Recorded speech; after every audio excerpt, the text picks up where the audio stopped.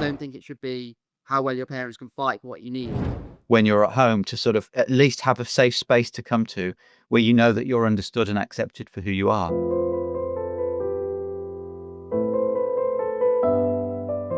Today, we're talking to autistic. He's a 28-year-old autism advocate. He's a speaker, he's a presenter, he's an author, he's very, very multifaceted. He goes and he talks to companies, he talks to schools, he talks to universities to help raise autism awareness and to empower the people there to truly understand autism and interact with it in the best possible way. He's the author of the book That's Not Right, My Life with Asperger's, and you might recognize him from the Undateables series on Channel 4. So hello, Alex. Hello, thank you for having me on the podcast. I'm really excited to speak more and hopefully inspire some more parents out there. Yeah, great. And we'll probably start with your life story, you know, how things were for you when you were a child. But just touch on this Undateables episode first. How did that happen? How did you end up on that program, and what happened? So, whilst most people actually would apply to go onto the show, I'd written quite a lot of articles and about and gone on the radio quite a lot, talking about my experiences of growing up and living with autism. And it was one of the producers of the Undateables that actually found an article that I'd written online and actually got in touch with me and said, "Oh, this is a really inspiring article. I'd love to have a chat with you." And then when I had a chat with her on the phone, it was then that she told me that she worked on the show The Undateables and would I consider or like to be on the program. And literally after about 4 seconds of having a think, 4 or 5 seconds, I just said, "Yeah, I'd love to be on the show." It was a show that I'd not really ever considered going on myself, but I'd watched it loads and loads of times, so I knew all about it. And my experiences on the show were very positive. So they filmed me in a lot of the different locations that I would normally be in my everyday life. So they filmed me at my home, my granddad's house, my local football club, the radio station that I was presenting at the time. So they filmed me in lots of the locations I was in. And I'd say the weirdest thing about, because I went on 2 different episodes, but that very first episode I went on, I think the weirdest thing about that episode was the fact that the date that they filmed, which you can see at the end of the episode, was the first proper date I ever went on. So to think that not just everyone in my family, but everyone who'd ever met me and anyone in the world could watch my first ever, proper date with another person was a bit strange. So, can we come to your childhood now and your background? And tell me what it was like, because you weren't diagnosed, were you, either, until you were about 10 years old. How was it for you growing up as an autistic boy when your parents didn't know that you were autistic and you know, didn't have an understanding of you? How was that? I think, before I was diagnosed, the world around me was really confusing and nothing seemed to make sense, which is why I chose to write my book and call it That's Not Right, because everything about my life, there was so many different aspects that I found really confusing. For example, there was like a very slight slope on the way to school, and I wanted to ban hills because of this slope. So even like things that most people wouldn't notice, I found really confusing. So the world around Yes. me was confusing. And the reason why my parents decided to try and get me that diagnosis, or why they thought I might have autism or Asperger's, was because we went to stay with some friends in America, and their son had a diagnosis, and he could recognize a lot of similar traits in me that were present in his son. So it was our friend in America who first sort of told my family, "Oh, I think that Alex might display some autistic traits." So it was through him that my parents first thought that I might have this thing called autism or Asperger's, as I was diagnosed with at the time. And I was diagnosed with Asperger's when I was 10 years old. Yeah. So tell me about how those early years were, because you're saying that things were like quite confusing for you. Things didn't make sense and presumably caused you some anxiety and some stress. How did the people around you at home, at school, in other ways, how did they respond to that? How did they interact with that, you know, different way that you were presenting yourself? when I remember having a meeting at school with my parents and the Senko, and the Senko just suddenly came out and said, "Alex, do you realize you have Asperger's?" And because I didn't really understand fully what this meant, as soon as that meeting finished, my dad, he took me outside and he basically said to me, "Don't worry about having this thing called Asperger's. Lots of our family have Asperger's traits and it gives you special powers." So from the moment I was diagnosed, my parents always talked to me about the positive elements of having that diagnosis. I mean, I struggled a lot in school, and going to school for me used to feel like I was going to prison. So I knew I faced a lot of different challenges and the world was confusing. But because of what my dad told me, I also thought it was this diagnosis was some kind of like superpower. And from that moment forward, I've always viewed it as something positive and something that I honestly feel lucky to have been able to manage throughout the past 28 years. But although my parents were very positive about my diagnosis, a lot of the teachers weren't so positive about it. And I felt that a lot of the teachers at my primary school had preconceived ideas about what autism was. And to me, it felt like they almost didn't want to put the things in place that not only I needed, but that I was entitled to because of that diagnosis. So I was bullied in primary school, not only by some of the pupils in my year group, but it also felt like some of the teachers were bullying me as well. Um, and then, lots of things about school, like homework was really stressful. Um, I had really bad anxiety about being left in school every day. It was terrible for my mum to even just try and get me into school every day. So whilst my parents and a lot of my family were really supportive, I didn't feel like the teachers at school were as supportive as my family and my parents were. And when you've got all of that going on at school, I think it's especially important to have that foundation from your parents when you're at home, to sort of at least have a safe space to come to where you know that you're understood and accepted for who you are. And you're actually very lucky, I think, because a lot of parents of autistic children, they go through this journey that when the idea of autism comes into their lives, it's something, either something difficult or complicated or negative or shameful. And if the parents are feeling like that, then the child absorbs that understanding of themselves and it affects their self-esteem. And it sounds like from the moment it came into your life, at least at home, you were given a really positive conception of it, and an esteem building understanding of what it was that you were, what it was that you were. I think that's right. And I think, I always say that people often grow up, having the same sort of thoughts and opinions as their parents. And because my parents were telling me that this was a positive thing, that's kind of what I grew up to believe that this thing called Asperger's or autism was. Um, and I feel very lucky because as well as my parents, I have quite a large network of family. So, if ever I was feeling stressed, I always had someone I could phone for a chat, or I always had my grandparents' house I could go around to, my other grandma's house, my uncle Tim, I could always go to his house. So there were always people in my life, as well as my parents, who were really supportive. Um, and although they didn't, they may not have had as much of an understanding of autism as my parents did, they were always really, really happy to try and support me in any way that they could. And, give me a safe environment to go to, or a safe person to call up if ever I was feeling stressed.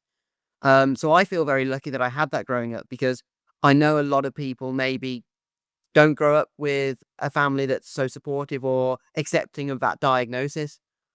Another thing I always say is that my dad was really capable of fighting for what I needed in school. So without his ability to actually, fight for what I needed, even though I was entitled to certain things because of that diagnosis, I don't think I would have got as much support as I did, or the level of support that I received in school, if my dad hadn't been able to, fight for what I needed, which is a real shame, because it shouldn't be. I don't think it should be how well your parents can fight for what you need. It should be, if you've got a diagnosis, you are entitled to certain levels of support anyway. Yeah, I mean, and ideally, we want to have a needs-enabled system where the needs are sort of met in advance, so that people don't need to even make special accommodations. They're going to be looked after wherever they come from. So first bit of advice then to parents, what would based on your experience as well, what would you say to parents who were going through that difficult process for them of having this new idea of autism, which seems like just the way it's presented, the way it's like talked about by medical people, and in mainstream society, often it's presented as an illness or a disability or disease or something. How can they do what your parents did and give their children that sort of strong and positive conception of autism so they have good self-esteem? I think one thing I always say to parents is, especially if you've got a newly diagnosed child, is to focus on the positive elements of their diagnosis. Yes, there are going to be challenges, but don't focus on the challenges. Focus on the positive elements of that child's diagnosis and the things that maybe they can do that maybe others can't do or can't do as well. Or the things that, I always say that I've got autism superpowers, and they are basically things that I excel at because of my diagnosis. And I think it's really important to focus on those things and make your child actually think of autism as a positive thing rather than a negative thing that is maybe something that they should be ashamed of, because it's not something that you should be ashamed of. It's something that you should embrace because, whilst there are challenges, as I like to say, there are lots of superpowers of having that diagnosis as well. And there are lots of sort of pieces of advice I could give to parents, but I think, that is one of the best pieces of advice initially I would give to a parent. As I said, especially if they've got children or a child who's just been newly diagnosed.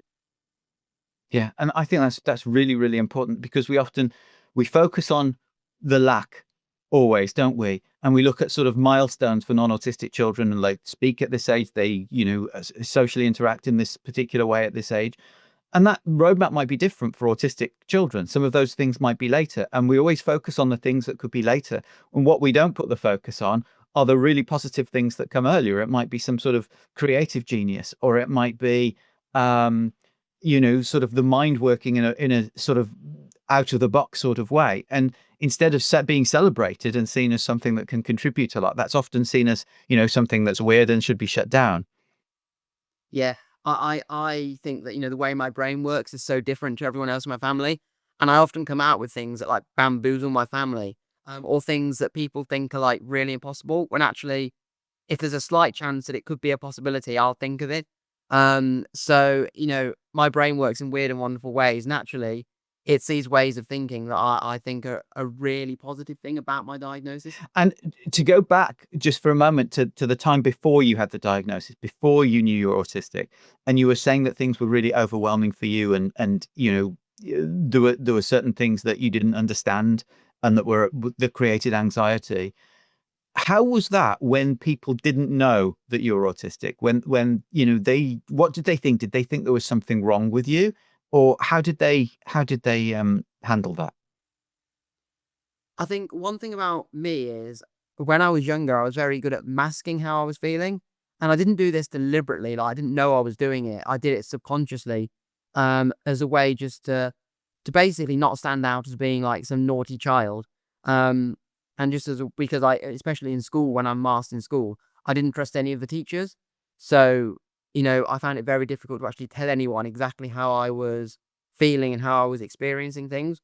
Um, so a lot of people, when I say to them, and even when I was younger, when I would say to them, I've got autism, they would always say something like, "Oh, I would never have known that you had Yes. autism." And then my response to them would always be, "Well, I would never have known that you did not have autism because Yeah. Yeah. it's a hidden disability." And I'm thinking, well, you can't look at me and tell that I've got autism because it's something hidden. You might be able to, if I was unmasking and I wasn't masking anymore, there might be certain elements of the language that I use or the lack of eye contact, for example, that you might be able to tell. But because I'm masking here and because it's a hidden disability, how are you supposed to tell that I've got a diagnosis of autism? Yeah. I mean, I had the same. I found out I was autistic at 46. And even, that's the most common response I got. Oh, well, I'd have never noticed. I'd have never known. Um, and I wonder, I mean, I don't feel that I've been masking. I don't feel that I'm actually capable of masking, but there must be an element of it going on through my life. And, I worked in the corporate world for like 10 years.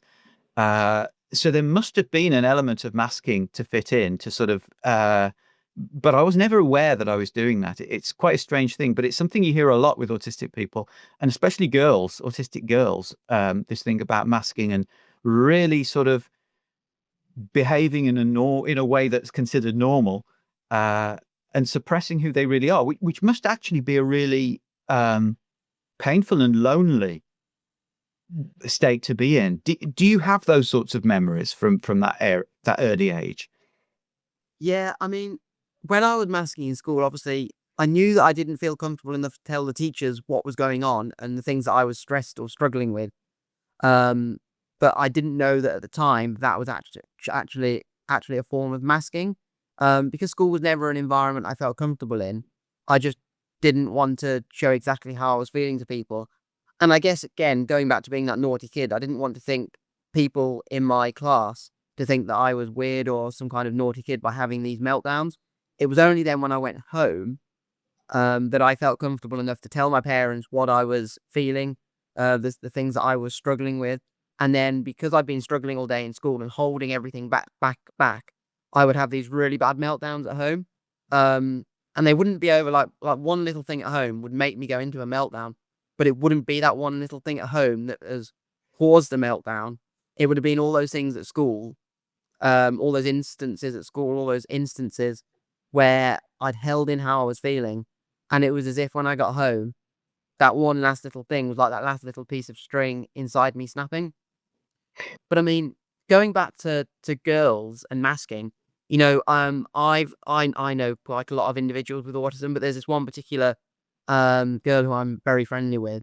And when I'm doing a lot of the autism training, um, at different companies, for different schools, I always kind of use some of her examples because you look at somebody with autism like me, and you might think that that's how all autistic people experience things, but actually everyone is so different, and her traits are completely different to mine. So sometimes when we've been like working together on different projects, it's really great because I can say, well, my autism makes me do this or think like this. And she'll be like, oh, I'm the complete opposite to that. And it just goes to show when I use her experiences, how different, everyone with autism can actually be. Yeah, it's like we talk. I mean, you're raising so many important things. It's like we talk about an autism spectrum, and it is a spectrum, but humanity is a spectrum, isn't it? And autistic people are just humans, so they're going to be different from each other. And the other really important thing, really, really important thing that you raise is about meltdowns and how they can so often be understood just on a superficial level of, oh, why is he melting down? All I did was like move his pen to the wrong place or something like that. Well, that's not a cause for meltdown.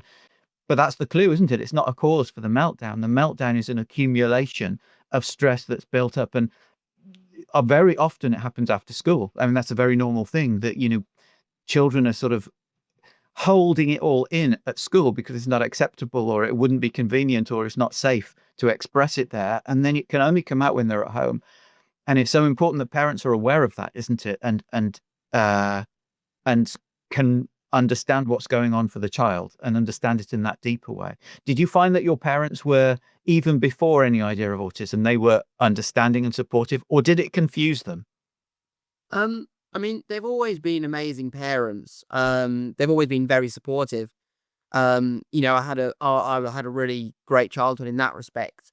I had a large and supportive family. I think, you know, before my diagnosis, um, obviously I was diagnosed at 10 years old, but I don't remember too many meltdowns before then.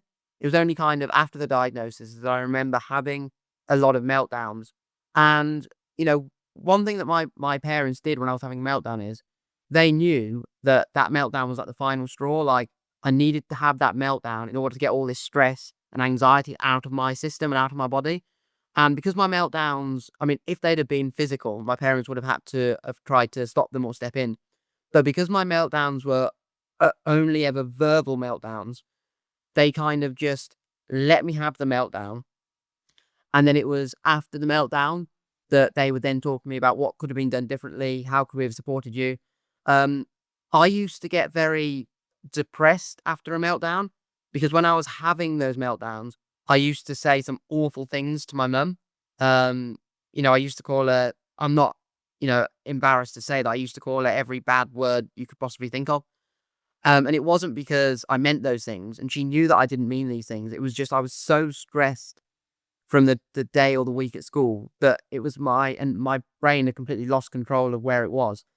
That I didn't know what I was saying in that moment when I was having the meltdown. So although it must have been hard for my mum to hear her son saying these things about her that were horrible, she knew that I didn't mean them, and she knew that I was like at my wit's end, that I had no other way of getting all the stress out of my system.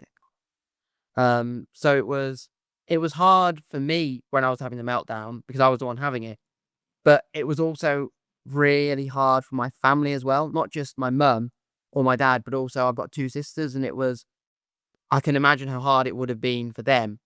Um, I mean, I don't know if you've ever experienced meltdowns or maybe when you were younger or as an adult, but yeah, they were hard not just on me but also on my family. No, absolutely, and I think you were really, really lucky to have that level of understanding from your parents and acceptance, because, as you say, it must have been extremely difficult for them, and yet they didn't sort of see it as a discipline issue or anything like that, which is quite a common reaction. They saw it as something where you needed support, and they actually gave you that support. Yeah, they did. Um, yeah, they knew that the meltdown was like my final straw.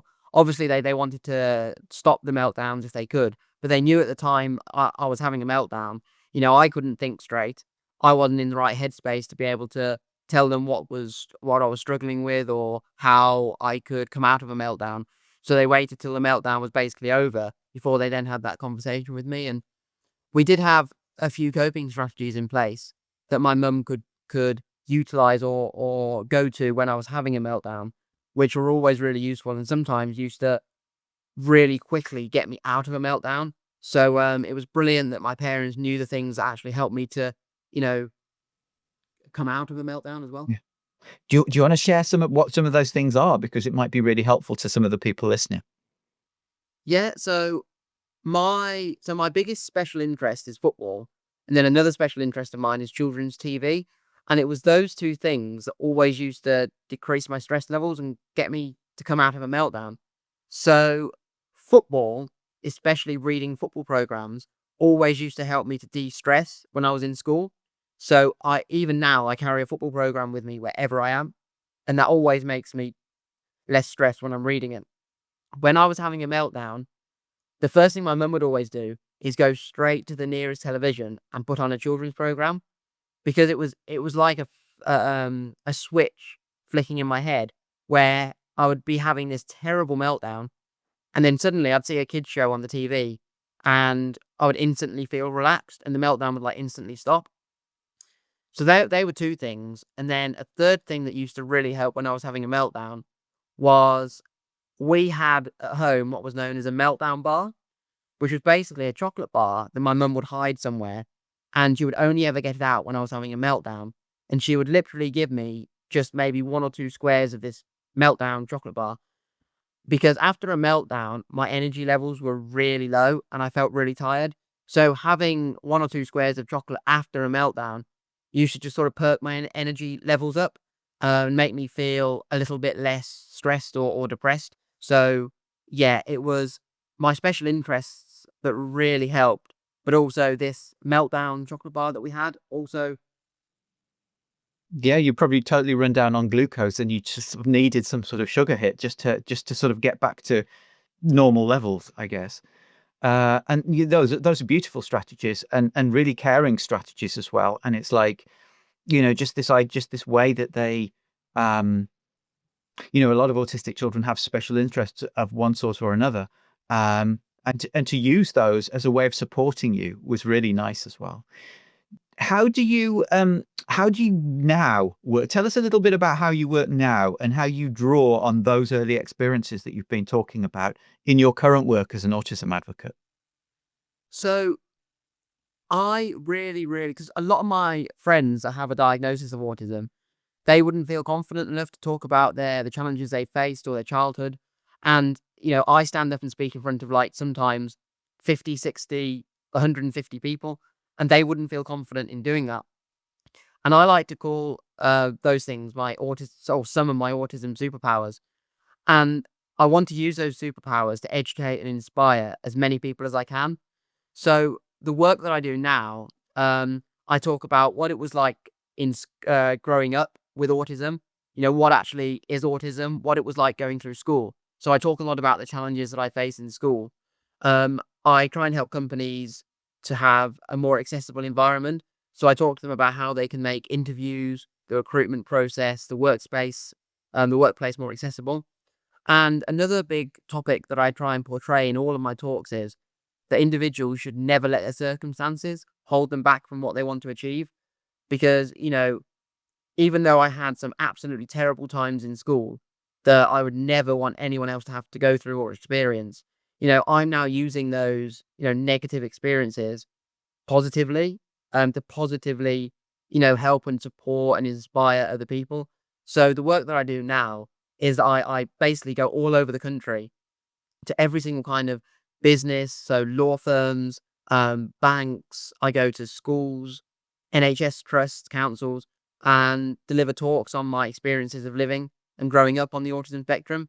Because I want to use my experiences to help and inspire as many people as I can. And I feel that a lot of what I talk about, many people wouldn't feel comfortably sharing. And I'm quite happy to share anything really, even if it's something that was a negative experience for me or something that I might find difficult speaking about. I feel it's sort of really important to actually show people exactly what having autism is like. It must be really satisfying work on a number of levels. One, because you're talking about yourself and you're using your negative experiences to bring positivity into other, and some of your positive experiences as well to bring positivity to other people. But also because, when you're talking to employers and other people like that about, how to improve the recruitment process, for example, or how to make the working environment more autism friendly, each talk that you give that they would never otherwise have access to has the potential to sort of transform the quality of life, the quality of working life, at least, of many, many people. Yeah, it's I always say the work I do is it's so satisfying. I mean, I can't even put into words how much I enjoy the work that I do. I mean, I wake up every day like really looking forward to getting started on my work, and sometimes even on a Sunday, where most people might think, "Oh, I've got to go to work tomorrow," or "I've got to go to school," or wherever it may be. I'm on a Sunday thinking, "Oh, I wish it was Monday morning because I can't wait to get stuck into this project that I'm doing or get some more talks booked or arranged." So the work and it's so satisfying as well, because when I see how much, my talk or even just one element of my talk has impacted an individual so much, it's such a rewarding feeling. The amount of people I've had who after a talk will come up to me and say, "Oh, your experiences sound just like my son or just like my daughter," or one little thing that I've said has resonated with someone so much, and they can come to me and they'll say something like, "Oh, that um, coping strategy that you used would be so helpful for my son or my daughter. I'm going to try it with him when we get home," and it's just such a rewarding feeling knowing that I've impacted someone so much, and I might be actually helping Yeah. individuals with their own challenges. And it's perfect work for an autistic person because not only do you bring your own experiences, but it's meaningful work and it has a positive impact, which tend to be most important things for us. And I see that you're quite established with it. Your website is extremely professional. You seem to be very successful at what you do. How did you get established? Just briefly, how did you get established on this path? So when I first left sixth form, one of the first things my dad did was he booked me onto a TV presenter training course because I wanted to be work in children's television, which is still a big ambition of mine. Um, and I thought to myself, right, how can I get experience in in like the media world, so like the TV and radio? So I thought, well, why don't I try and talk about on TV or radio something that I'm passionate or really knowledgeable on? So I decided to try and get some interviews on the radio and the TV talking about my experiences of living with autism. And once I'd, done a few radio interviews, written quite a few articles and things like that, I attended what was called the Autism Show. It's now called the Autism and ADHD Show. And I saw another individual speaking about his experiences. And I was so inspired by this individual that I thought, wow, I've spoken about these kind of topics on the radio and the TV before. I could do these kinds of talks to different companies and schools that he was doing.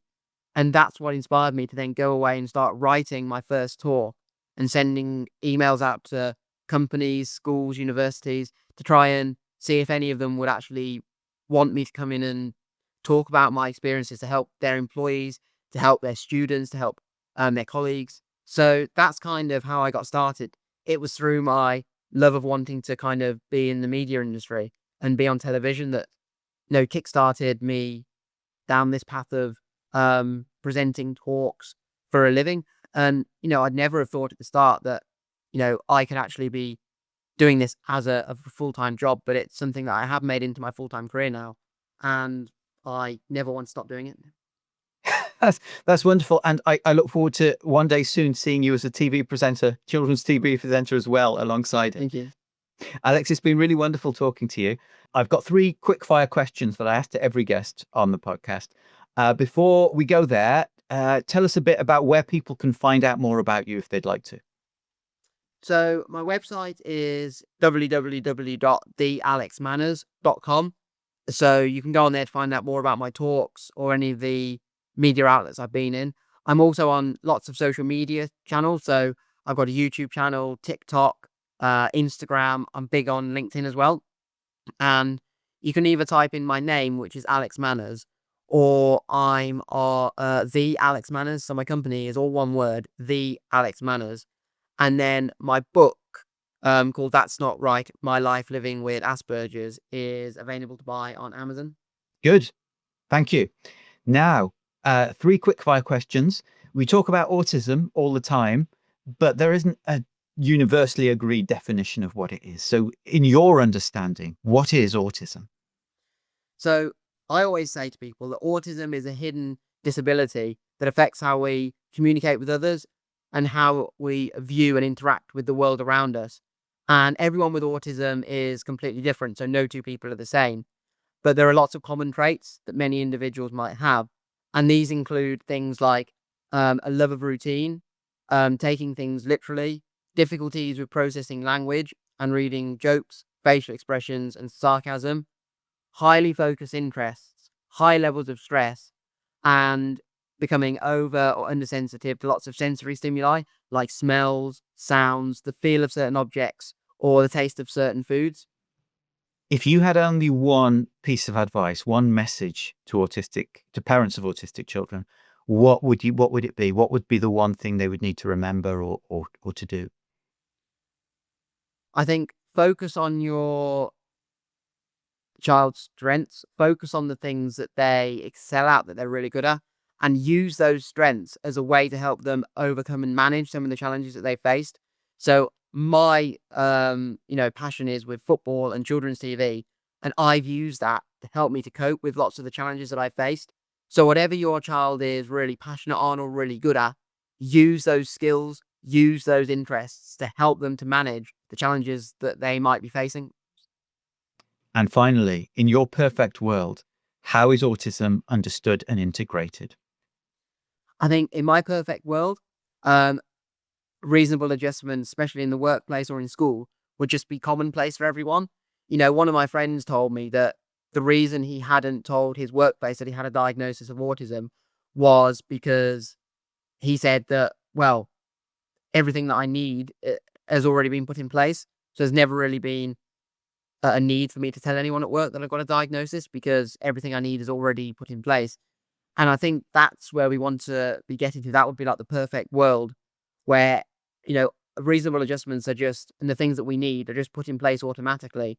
And I think also in the perfect world, um, everybody, when they start a new job, would have some form of autism training.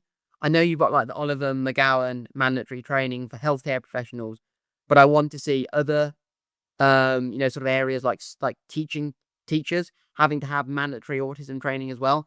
So I think my perfect world when it comes to autism would be where everybody who gets a new job would have some form of specific autism training, and where reasonable adjustments are just commonplace and are just put in place regardless of what diagnosis you may or may not have. Perfect. Wonderful. Thank you very much, Alex. Been great to have you on the podcast. Really enjoyed it. Thank you very much.